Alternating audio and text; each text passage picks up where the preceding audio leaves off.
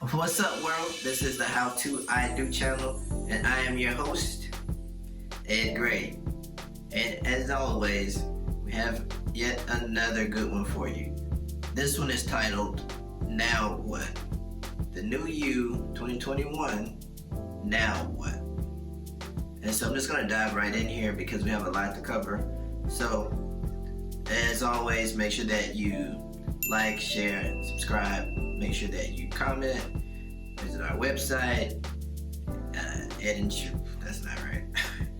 Make sure that you visit our website, HowToIDo.org, and visit us on all of your social media platforms at the HowToIDo.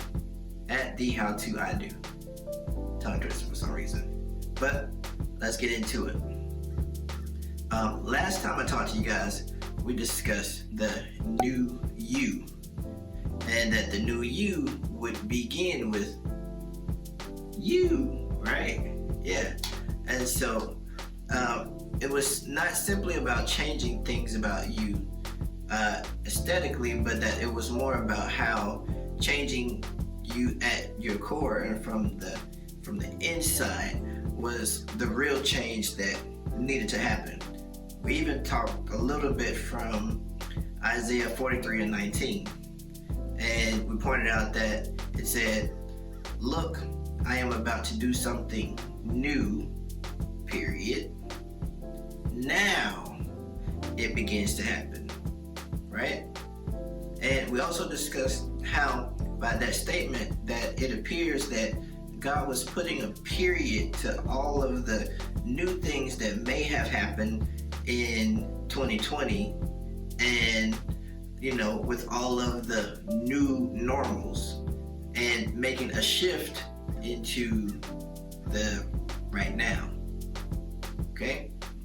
So again, it said in Isaiah 43:19, look, I am about to do a new thing, period. Now, in the present, now it begins. So the question that we may have is, since it's now 2021, now what? Now what? Now what do we do? What are we supposed to be doing? Now that we're in 2021, now that I believe God for the great marriage, now that I believe that God's about to do something new. So now what? Right? Now that we are in 2021, and now that I've begun to believe God for this marriage to be amazing, now that I've begun to believe God that I'm going to get the job, and now that I've believed God to start changing and working on myself from the inside out, now what? Right? Well, that's exactly what I want to talk to you about today. Now it's time to get ready to cross.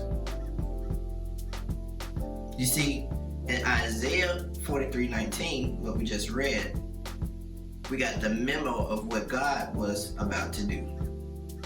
Now, in Joshua 1, verses 1 through 3, we are instructed on what we are to do.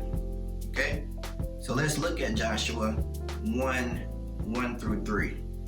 It says, after Moses, the Lord's servant, died, the Lord said to Joshua, son of Nun, Moses' assistant, Moses, my servant, is dead. Get ready. Cross the Jordan River. Lead these people into the land which I am ready to hand over to them. I am handing over to you every place you set foot, as I promised Moses. So there are a few words from that passage that I want you to pull out, and it'll help us to better translate where we're going. So those words are, my servant is dead, underline that. Get ready, underline that.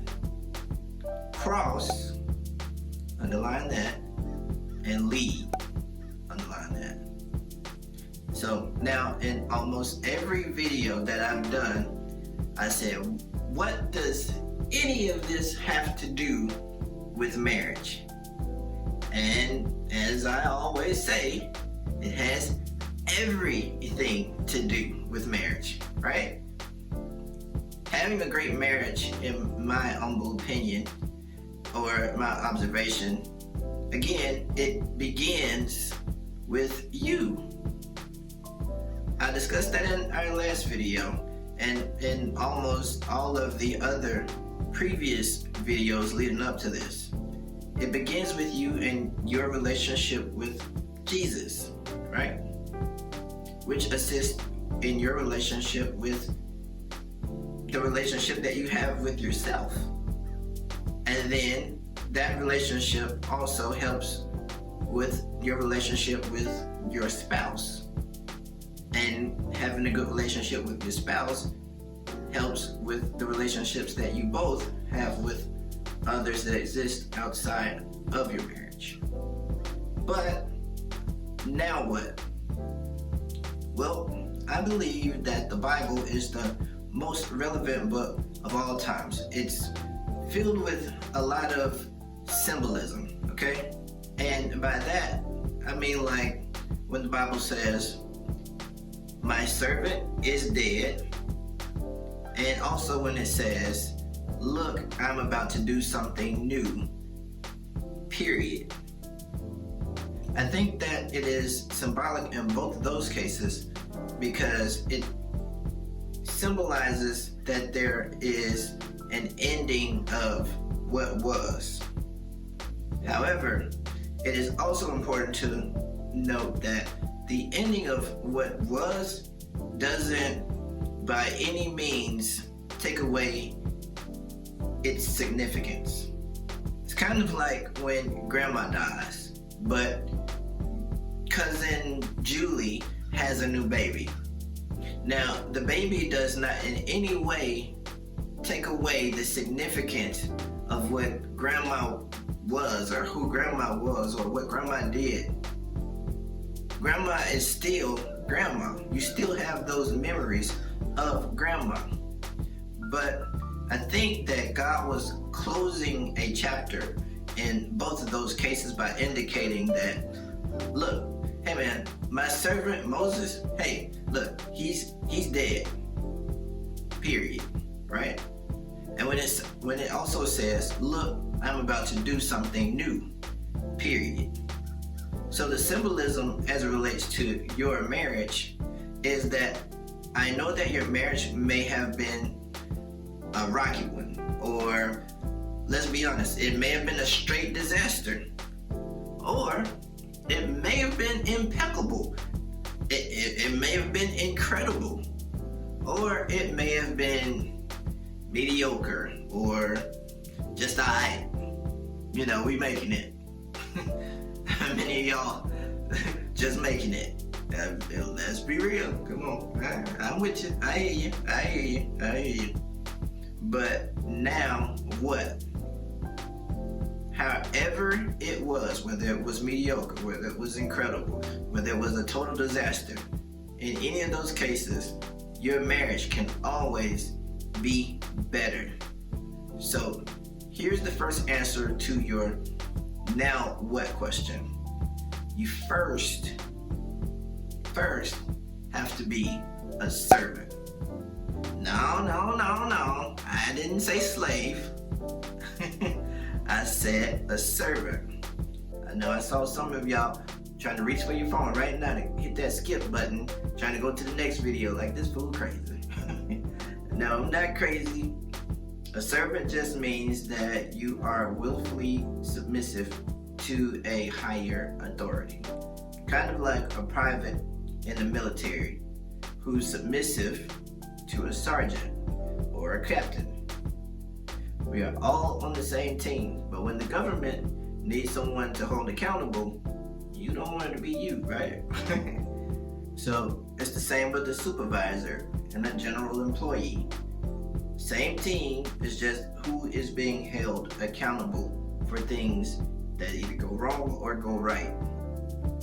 And so if you are married, each of you should be a servant to God and also to one another. Ideally, though, the husband leads the wife. Let me say that again.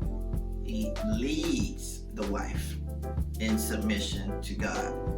Not forces, not demands, not abuses. He leads her into submission to God, which means that he must first be in submission to God himself. Get me started on that. I digress. Let me get on. But we will visit that topic soon. We're gonna do that. So, first, be a servant. Second, get ready. So, in the last video, I talked about, look, I am about to do something new. Now, it has happened. We said that God closed that era and moved on to now. Like 2020 is over. Now we are in 2021. That's what's happening now. So you must get ready. You must prepare. You must organize. You must get it set, get arranged, get fit, get conditioned. Just get. Do whatever you have to do to get ready. But you may be saying, get ready for what? Get ready to cross. Remember I told you to underline that? I told you to also underline get ready. So the next one is cross. Get ready to cross. Your marriage will not always be the same. There will always be something that you need to cross, okay? There will be an intersection where you're thinking one way and she's thinking another. Or you may want to do something one way and he may want to do something another way. Generally speaking, we all want what's best for the marriage. I think that's safe to say. The problems usually occur when we arrive at the intersections of life and it's time to cross. That's usually where a lot of the collisions and crashes, that's usually where they occur, is at the intersection of life. You want the great marriage, and so does he. You want more money and to be able to take trips to France and build up your stock portfolio, so does she. But how we achieve those goals usually collide at the intersection when we're both trying to cross without first being a servant to God and one another, and secondly, being ill-prepared or not ready to cross. Lastly and finally, most marriages crash into divorce not due to a lack of love. I know they say they fell out of love, but usually what happened is that one or both lacked in the area of being a servant. They lacked the readiness or the preparedness, and when they got to the intersection of life, they crashed. They crashed because no one took the lead, which is the last word I asked you to underline. No one said, you know what, I'll be accountable for my team, right? You see, what made God choose Joshua as the leader of the next phase of his divine purpose and divine plan was Joshua's willingness to submit to the authority and the leadership of Moses. So when God's servant Moses died, period, God said, look, who's up next to take command of this and be the leader? And Obviously, it was Joshua. Why? Because he was a servant first. If you go back through some of the videos, I asked, who are you following? I know this is the time of social media and all of that stuff, and we're trying to get followers, trying to get everybody following us. But the true question is, who are you following? Who are you a servant to? That's the real question. Here's another question for you. Are you your marriage's Joshua? Can God propel your marriage into the success of the new now that He wants to cross your marriage over into because you served? Let me say that again.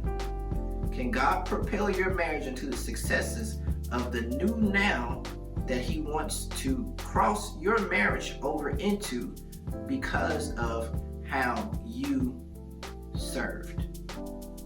How are you serving? Because ultimately, the choice is yours. Well, that's all I've got for you. As always, remember to like, share, subscribe, comment, order a peppermint, whatever else y'all doing now.